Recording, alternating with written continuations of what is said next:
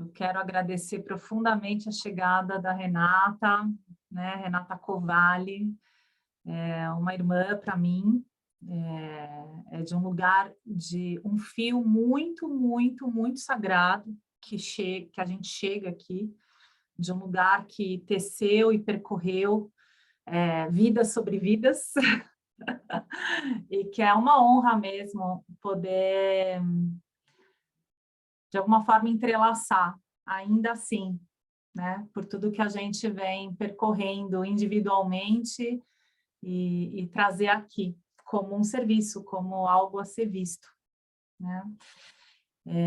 Bom, eu quero que você se apresente, Renata.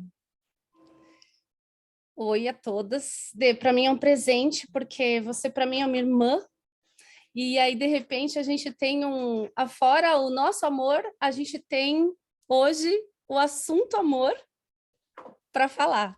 Então, assim, que é um assunto assim muito importante para mim. E então, para me apresentar, eu estou no meu doutorado em filosofia aqui pela Universidade Federal do Paraná. Os meus principais estudos são em estética, sobre o belo, sobre o sublime. E o que mais eu posso dizer? Eu acho que é basicamente isso.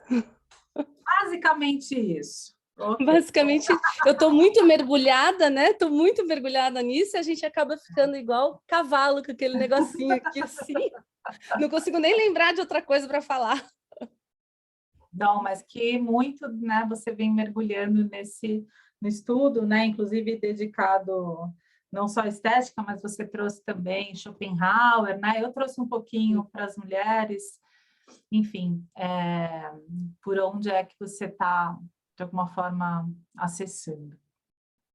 O motivo, e eu queria trazer também o motivo que despertou esse convite, que é exatamente o aspecto que se desenha hoje com a lua cheia de Leão, que é uma conjunção que acontece anualmente ou a cada 2 anos, mas nem sempre no mesmo signo, entre Vênus e Marte. Excepcionalmente, hoje a gente tem um encontro exato acontecendo junto com a lua cheia. Então, a gente tem Vênus e Marte, o encontro dos amantes, né? Em que muito a gente desdobra desse encontro, mas principalmente se especula quanto ao nascimento de Eros, né? E você trouxe uma perspectiva para mim que foi genial, em que eu também pude trazer como uma reflexão para a Lua Nova, que era o lugar que Eros nasce através da visão platônica em Um Banquete. Então, queria muito que a gente pudesse olhar para esse prisma de o que é Eros, sobretudo quando a gente navega uma alunação de Aquário, uma alunação que propõe mudanças, reposicionamentos, o que eu desejo e o que eu tenho, o que eu posso ir atrás, onde é que eu acabo apenas desejando, quase como um ato erótico, né? Eu fico ali só flertando o que eu quero, mas não vou ao que eu quero, não me direciono, porque talvez não esteja embebida de todos os valores que me deem esse impulso.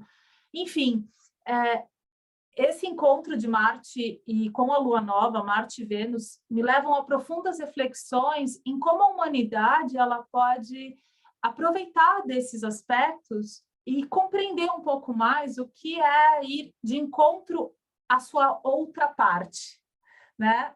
Que muitas vezes a gente vê a sociedade indo em direção ao igual, né? Ou tentando se completar no outro, sabendo que aqui se fala da completude, desse equilíbrio entre o feminino e o masculino em nós, né? Se a gente for olhar por uma perspectiva junguiana, né? A ânima, ânimos, né? Esse lugar da parte do feminino que traz, né, a busca o desenvolvimento do ânimos e vice-versa para o homem. Enfim, queria muito que a gente trouxesse essa perspectiva para as pessoas, assim, como a filosofia pode nos ajudar a compreender essa busca pelo amor, né? Pelo encontro, porque é isso que Marte e Vênus estão trazendo, né? Vá de encontro, né? E faça um movimento ao teu desejo, né? Como fazer? Então, o Banquete eu acho que é uma das obras mais lindas que o homem já escreveu, acho, de todos os tempos. Porque, em primeiro lugar, fala sobre o amor, não tem como não ser lindo. E, em segundo lugar, a filosofia ela sempre se interessa por conceitos de uma forma impessoal. Então, se a gente for falar de uma paixão, de um casal, ou de um desejo sexual, ou de uma ganância por alguma coisa que você quer, por um motivo que não seja tão nobre, automaticamente a filosofia vai tentar descascar esse sentimento até chegar naquela parcelinha que define, que é a essência disso, e que não será daí pessoal. A partir de então não será mais pessoal. Esse é o objetivo do Platão. Então, é um livro que ele trata de todas as etapas, ele fala de todas as formas de amor, desde o amor jovem, apaixonado, ciumento, viril, até aonde devemos evoluir com esse amor e qual é o ponto final desse amor.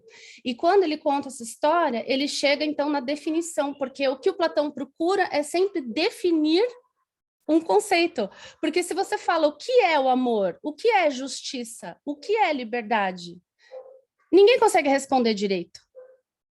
E é sempre isso que a gente tenta responder quando a gente está falando dos gregos. Ali, né? Se a gente for olhar, não tem definição. Claro que a gente olha, mas você não consegue descrever como um todo de uma maneira tão sucinta, né? Você não consegue, exatamente. Então, precisa de um livro inteiro. E o que acontece? Nesse livro, eu até acho legal, porque a gente vai pegar vários aspectos do teu caminho astrológico, vários perfis do que seria a nossa atração pelas coisas, a nossa gana por perseguir nossos desejos, através dos vários personagens do banquete. Porque eles estão num banquete e são amigos. E eles combinam, então, que eles vão não encher a cara naquele dia. Porque a tradição é se encontrar e ficar muito borracho e não conseguir falar direito sobre nada. Então, eles combinam e falam, hoje nós não vamos encher a cara porque nós vamos falar sobre algum tema importante. E daí o Fedro lança o tema. Vamos falar sobre amor, ou melhor, vamos falar sobre Eros, o deus Eros. Então, a proposta é, vamos fazer uma apologia a esse deus, um elogio. Cada um vai ter sua vez. E aí, cada um vai falando uma coisa. Todas as coisas, mesmo antes de chegar ao Sócrates, que é sempre o maioral, todas elas são aproveitáveis e lindas. E então eu poderia ficar uma semana falando aqui sobre isso. Mas o que a gente vai fazer eu acho que é legal a gente focar em dois personagens. Um deles é o Aristófanes, que fala sobre o andrógeno, que a gente comentou. E esse é muito legal, porque o que ele fala? Que antigamente, antes da gente ser como a gente nós tínhamos 3 gêneros, não era só macho e fêmea. Era o macho, a fêmea e o andrógeno. Nós tínhamos 4 braços, 4 pernas, 2 cabeças, andávamos fazendo círculos e nós éramos humanos completos.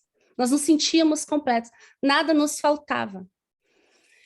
E aí, por falta de honrar aos deuses, nós somos punidos. A gente estava tão completo, tão bem, que a gente esqueceu de honrar aos deuses. Então, qual foi a nossa punição? Cortaram a gente ao meio.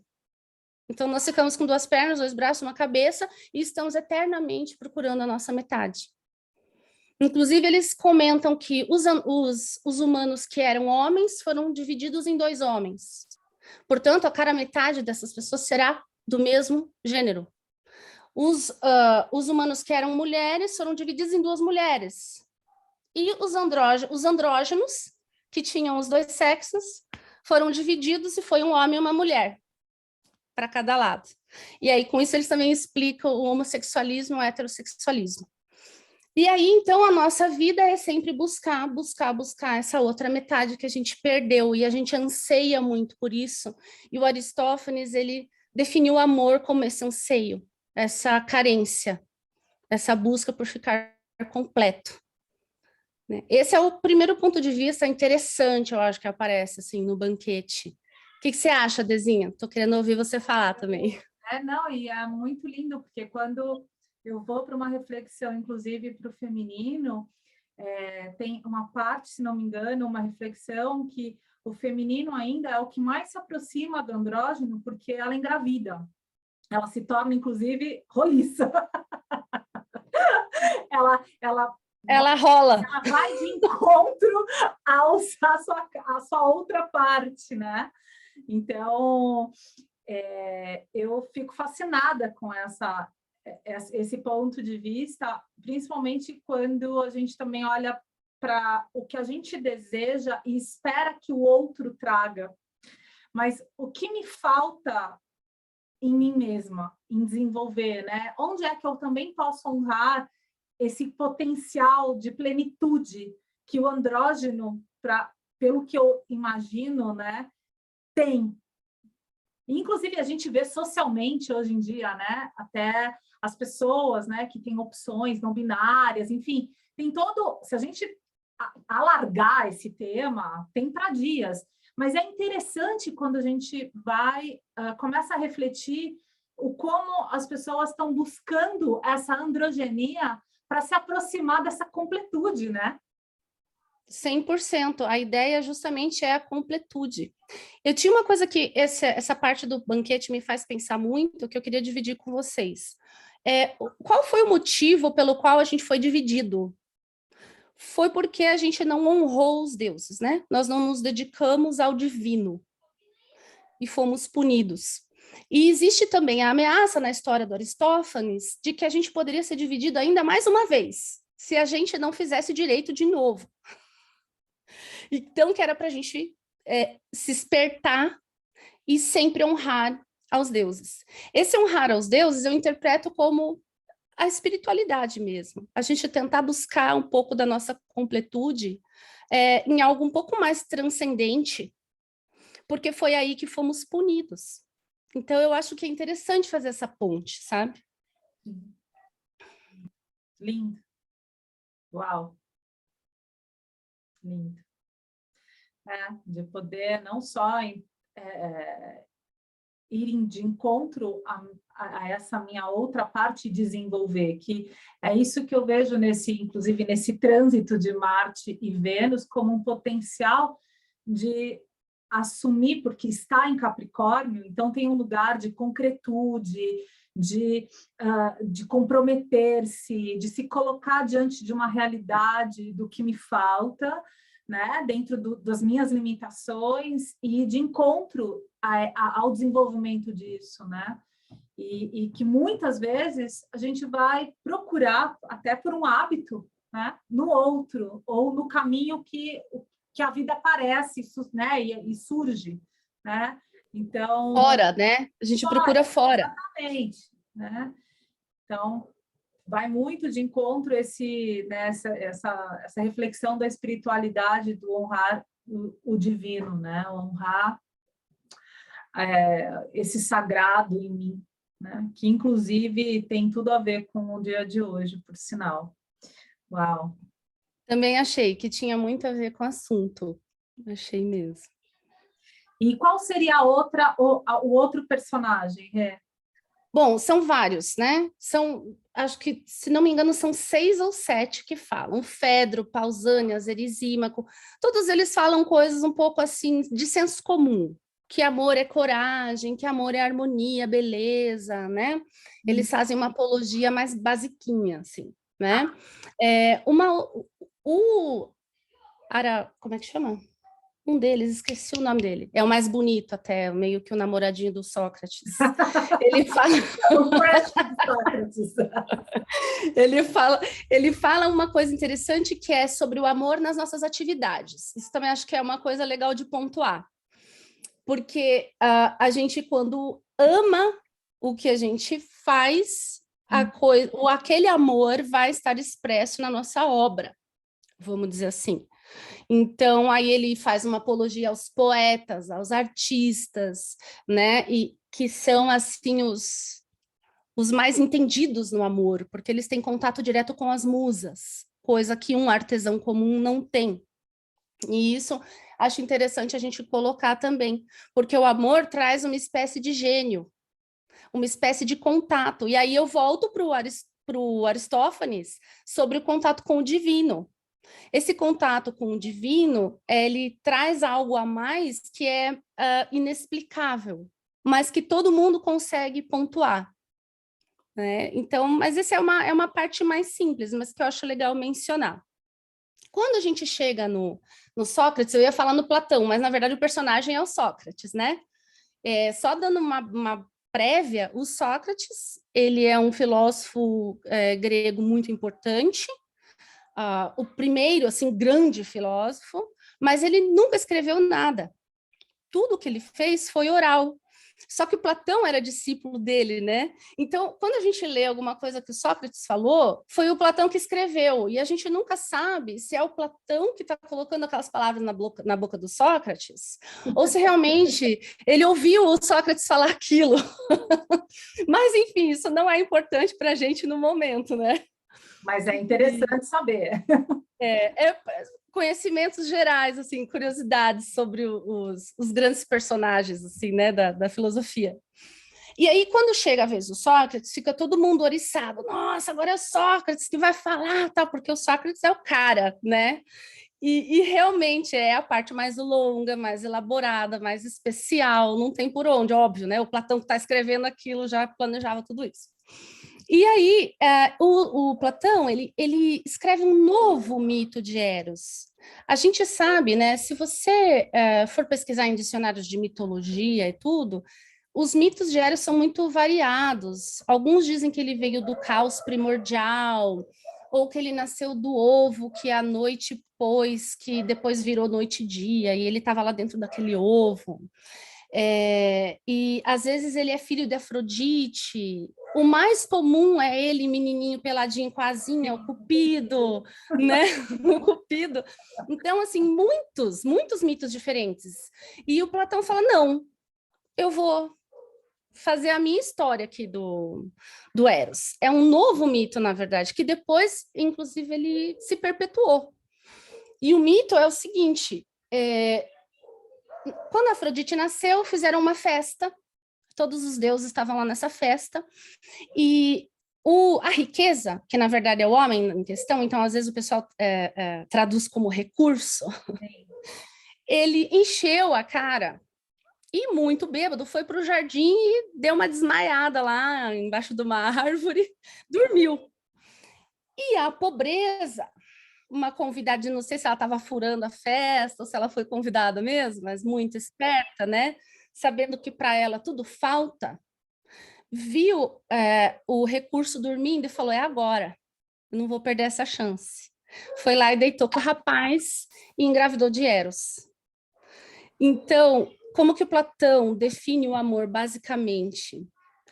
O amor sempre é falta de alguma coisa, porque ele é filho da pobreza. Mas ele também é filho do recurso.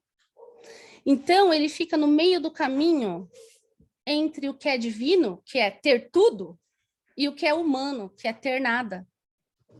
E com isso, ele é considerado a ligação entre o humano e o divino. Para mim, isso já volta lá para Aristófanes, só é uma outra forma de dizer que é através do amor que você faz a ligação entre o humano e o divino. Né? E aí tem outros detalhes mais legais que eu vou falar também. Eu vou só dar um espacinho para você comentar alguma coisa. Não, continua nesses detalhes, mas é bem isso, assim, o quanto essa Vênus e Marte podem nos trazer essa percepção de aplicar o amor e para aproximar o desejo, né? Com a vontade, a força de vontade. Mas continua, tá lindo. Eu vou entrar, então, exatamente nisso, no amor como sendo sinônimo de desejo. Porque é assim que o Sócrates começa. O Sócrates, quando ele quer montar um conceito, ele não descreve esse conceito, ele faz perguntas e respostas para quem está ouvindo ele. Até a pessoa chegar lá, e não ele. E aí ele começa assim, o que vocês acham? Que o amor é amor de alguma coisa ou é amor de nada? É amor por alguma coisa ou é amor por nada? Ah, é amor por alguma coisa, todo mundo responde. Aí ele fala assim, tá, se é amor por alguma coisa e não por nada, é amor pelo quê? Aí eles começam, é amor...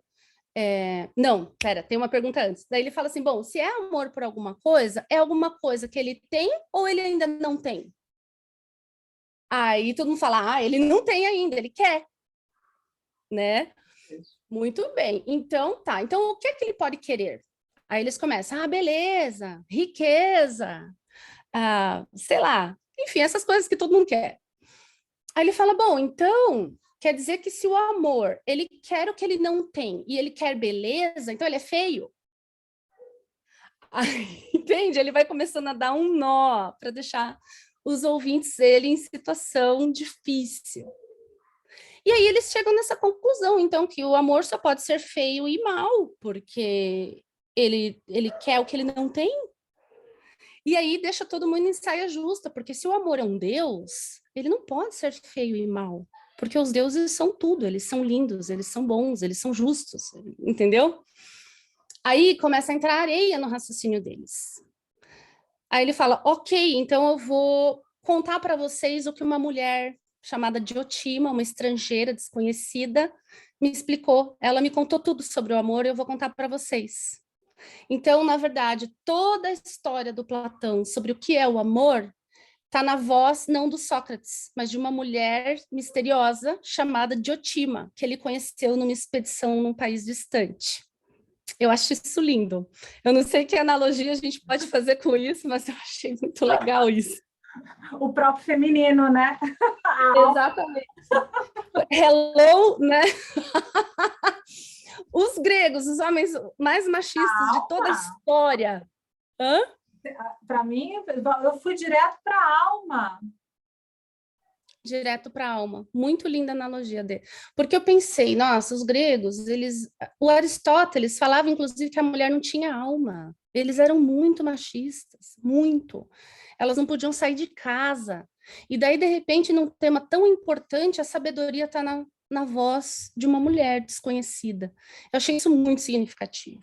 Muito significativo. E aí ela começa a contar a história e ela fala, não, Sócrates, realmente o amor não é belo e ele não é bom. Mas por que você acha que tudo que não é belo e não é bom é feio e mal?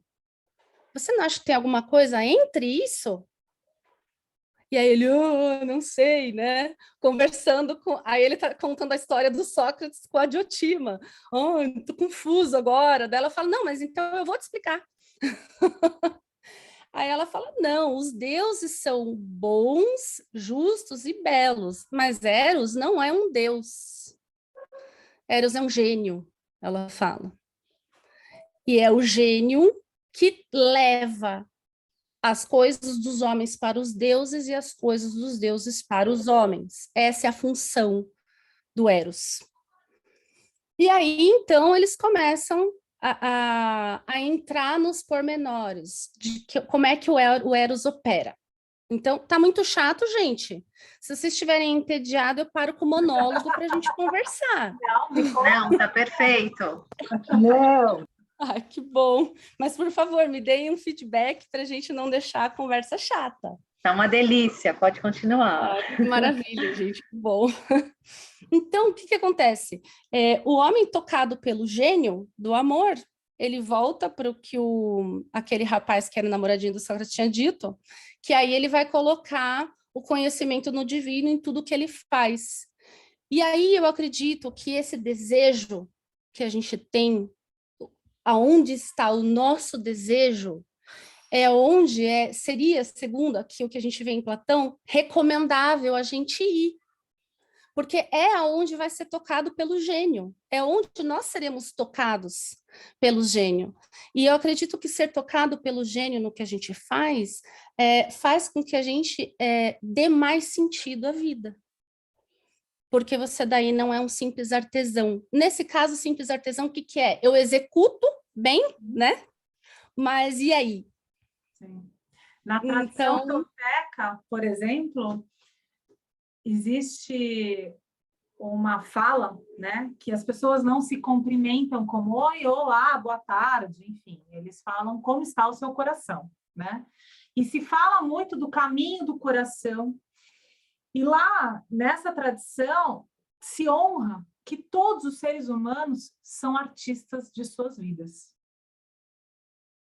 Porque, exatamente de alguma isso. forma, o caminho, o tocar o coração com intenção, com tudo que você aplique, né? Você coloca coração, e quando, por mais simples, né? Porque eles têm uma linguagem muito simples, mas onde você aplica o teu coração, você toca em sentido. Exato, exato, perfeito. Deixa de ser mecânico, né? Por melhor que seja a parte mecânica, E a e sua aí você genialidade, ela aflora, ela desperta. ela aflora, ela aflora. E você tá dando sentido maior a uma coisa que você está fazendo e também sentido para a sua própria vida, né? No que você faz. E aí, o que que acontece? A Diotima, ela está explicando tudo isso para o Sócrates, e o Sócrates está lá com a boca aberta, achando muito legal, porque para ele Eros era um deus, e ela fala, não, ele não é um deus, ele é um gênio que toca os homens e os deuses, enfim. E aí ela vira e fala assim, bom, mas então vamos conversar sobre esse negócio de amar. O que você acha, então, que é essa ação, amar, né? Porque é muito abstrato isso. Muito abstrato. A gente sabe o que é por experiência de vida, mas ainda assim fica muito difícil. E aí ele também ficou sem resposta. E aí a definição, então, vem mais concisa do Platão nesse momento em que ela dá o pulo do gato, que ela fala que essa atividade amorosa é a geração e parturição. Então, esse pulo, eu acho que é, assim, a essência do Platão. Por quê? Parece um pulo do além, parece que ela inventou isso. Ela solta lá, amar é gerar e parir. Ok, em todos os sentidos, tá? Não só físico, né? Intelectual, enfim, em todos os sentidos. Mas aí ela vai, aí ela exatamente, exatamente.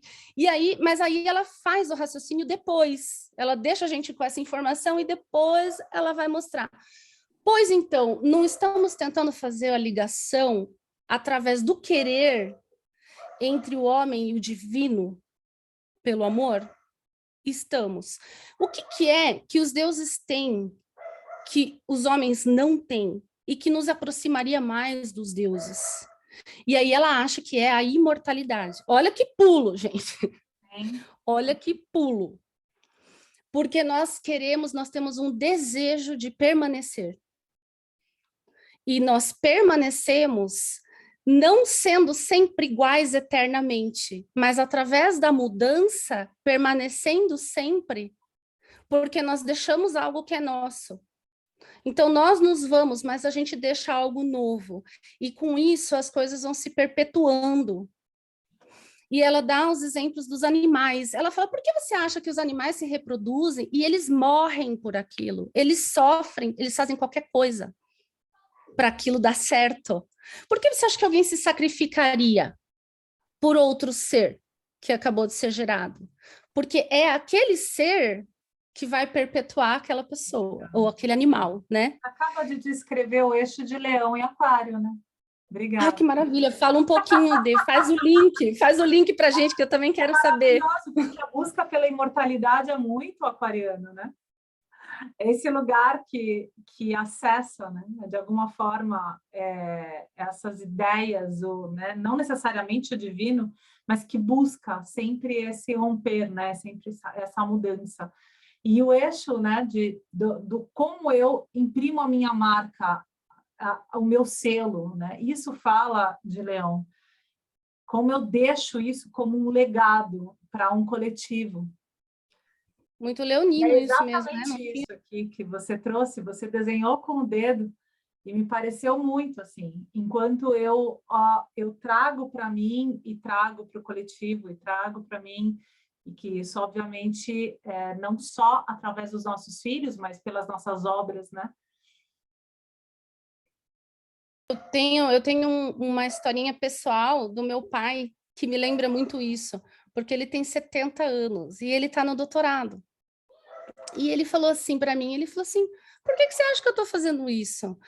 Daqui a pouco eu já vou estar numa idade que eu não posso mais dar aula, porque daí é aposentadoria compulsória. Eu não posso dar aula, não posso fazer nada. E eu já tenho meu emprego, eu já tenho meu trabalho, meu dinheiro. Por que você acha que eu estou fazendo isso? Eu falei, por quê? Aí ele falou, por causa do meu legado que eu quero deixar. Aí eu achei tão bonitinho. Lindo, é E lindo. tem tudo a ver com o nosso assunto.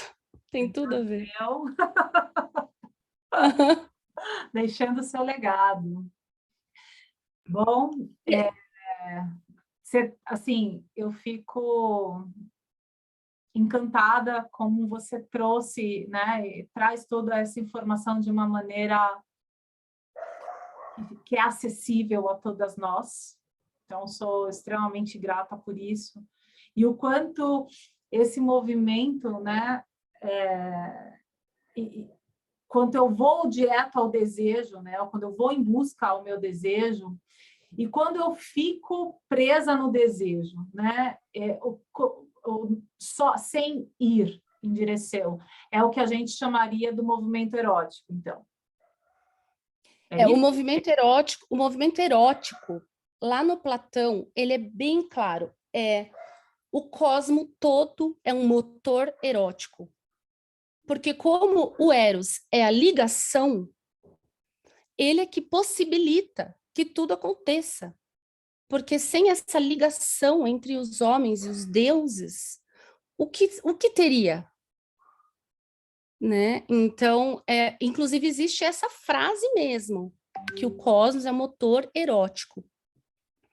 E o que acontece também, desse detalhe que você falou, dos desejos, da paixão, e às vezes a gente não vai, às vezes a gente vai. Tudo isso é contemplado pelo Platão, porque é um livro grande até, né? Tem bastante detalhe e tal. Mas é interessante como ele põe as coisas, porque ele acha válido também a fase das paixões avassaladoras, das atrações físicas incontroláveis. Ele acha que tudo é parte do processo e que o homem sadio deve começar por aí, que é o amor a um corpo, passar do amor por um corpo ao amor por todos os corpos belos, que daí ele vai entender que não é só o ser amado, aí ele sempre passa do pessoal para o impessoal, do pessoal para o impessoal. Então, primeiro é um amor físico, depois todos, depois é um amor pelo conhecimento. Então, esse é o caminho do homem. Amor físico, amor por outros físicos, impessoal, depois o amor pelo conhecimento, aí vai indo. O conhecimento, ele tem níveis, né? Então, os conhecimentos artesanais, a ciência é mais nobre, aí depois você chega na filosofia, que para os gregos é o suprassumo, enfim. E aí ele vai desenhando o caminho até que o homem perceba que o amor, essa completude de que ele faz parte. Quando ele se dá conta de que ele é perpétuo através da mudança, ele está pronto para amar da forma que deve, vamos dizer assim, né? Tô falando errado, porque não é a forma que deve, mas seria assim, a última lição, high advanced. Você já passou pelas outras lições do amor. Aí, a última iniciação do amor, né? Isso. Seria um amor. Para mim, lendo aquilo, é quase como se você criasse a consciência de que você faz parte de um todo maior que você, e você deseja aquilo e se entrega aquilo de forma inteira, né? Você perde o desejo pessoal. Peixes. Mas não... eu acredito que esse seja o último estágio. O arquétipo então, sim. E esse lugar que a gente está vivendo hoje não é o estágio da entrega ao todo, mas é essa consciência de de onde é que eu, a partir do pessoal, vou para o impessoal. Uma fase impessoal. Dá para perceber isso na sociedade hoje. Né? Qual é a parte que me cabe para, de alguma forma, imprimir uma marca que tenha coração, que tenha sentido, que... Muito bom. Ficaria aqui muito tempo. Eu vou só relembrar que me perguntaram qual é o livro. É O Banquete de Platão. Já... Gente, é fácil, hein? É uma leitura fácil, uma leitura gostosa, uma leitura incrível. Exatamente. Senão, vamos pedir aqui para a Renata nos ajudar a ler, né? Que na última live que a gente fez há um tempão atrás, você trouxe, né, essa bibliografia, e eu queria muito honrar essa indicação tua, nesse momento que para mim faz muito sentido, quando a gente, ainda mais com novos movimentos acontecendo, que vão promover um encontro, né? Um encontro com essa possibilidade de mim mesma, que ainda não está tão desenhada, que ainda é um impulso, um desejo, talvez efêmero, né? E como a gente pode dar as mãos a Eros, né? Para nos encaminhar para esse lugar em que o amor aplicado, né? Realizado em tudo que a gente faz, né? Nos traga mais propósito à vida, né? Esse lugar de pertencimento, né? Abraçar, de repente, abraçar a conexão que a gente tem com o divino nas nossas atividades, né? Tentar trazer um pouco disso para as nossas atividades. Eu vi agora que, obrigada, Laura. A Laura colocou Sim. aqui, é o Agaton mesmo, Agaton, né? Que é o namoradinho do Sócrates. E no final aparece um bêbado que está assim, muito magoado com o Sócrates e fala um monte para ele, fala, agora você quer ficar perto do Agatão porque ele é o mais bonito? É um auê, Alice. Platão também é fofoca. Muito bom, muito bom. Querida, mais uma vez, obrigada. Espero que a gente possa se reunir mais vezes para poder trocar e compartilhar, e que você possa trazer sempre tua sabedoria para cá. É uma honra para mim, estou sempre disponível. Muito obrigada por vocês terem me ouvido. Um beijo grande, Obrigada. gente. Beijo.